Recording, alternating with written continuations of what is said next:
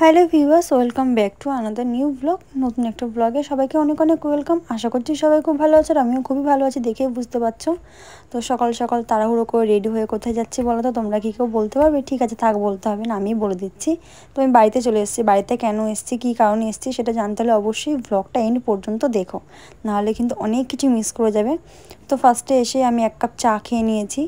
দুপুর হোক, সন্ধ্যা হোক, রাত হোক, যখনই হোক আমার চা দরকার। আর বাড়ি আসলে তো অল টাইমই চাটা চলে। আর তার মধ্যে দেখো একটা মহা মুশকিলে পড়লাম। হঠাৎ করে ওটার থেকে একটা পিম্পল এসে গজিয়ে পড়লো, তাও আবার নাকের পাশে। এত ব্যথা কি বলবো তোমাদের কার কার এরকম পিম্পল হয় আর ব্যথা হয় আমাকে অবশ্যই জানিও। আর এর জন্য কি করলে ভালো হবে সেটা আমাকে একটু অনেকে টিপস দিই। তো যাই হোক, তারপরে আমি খেয়ে নিলাম গরমা গরম ম্যাগি, কারণ বাড়ির থেকে আমি কিছুই খেয়ে বেরোয়নি। তার উপরে বেরিয়ে এসেছি, খাওয়ার কথা মনেই ছিল না, আসলে নাচতে নাচতে এসেছি। তার বাবা বাড়ি আসলে মেয়েদের তো সব কিছু ভুলে যায়, সেটা সবাই জানো।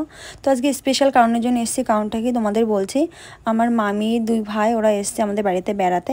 এই দেখো আমার মামি, এই দেখো বড় ভাই, আর ওইদিকে ছোটো ভাই আছে, ও একটু লাজুক টাইপের, ওই জন্য আসলে দেখো আমার মনা আবার হাই করছে। এদিকে আমার মা স্যালাড কাটছে, তাও বসে হাই একটু করে দিল।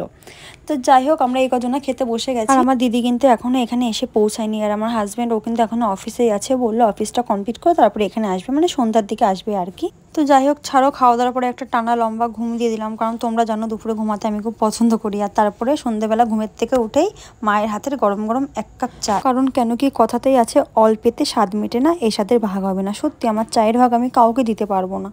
আর এদিকে দেখো মনা কিন্তু চা খায় না, তো আমার পাশে বসেছিল। হঠাৎ করে আমার একটা ফ্রেন্ড এসে আমাকে একটা স্টিং দিয়ে গেল, তো এটা পেয়ে না ভীষণই খুশি হলাম। আর এদিকে কিন্তু মামি বানাচ্ছিল চাও, তো মামির চাওটা রেডি হয়ে গেছে। আর আমি ভিডিও করবো বলে দেখো আমার মামি কত সুন্দর গুছিয়ে দিয়েছে, মানে সবাই বুঝে গেছে যে আমার ভিডিওর জন্য সুন্দর গোছানো সবকিছু দরকার। তারপরে কিন্তু রাতে সাডেনলি হঠাৎ করে প্ল্যান হলো যে চলো একটু বাইরে যাই, বাইরে কিছু খাওয়া দাওয়া করে আসি।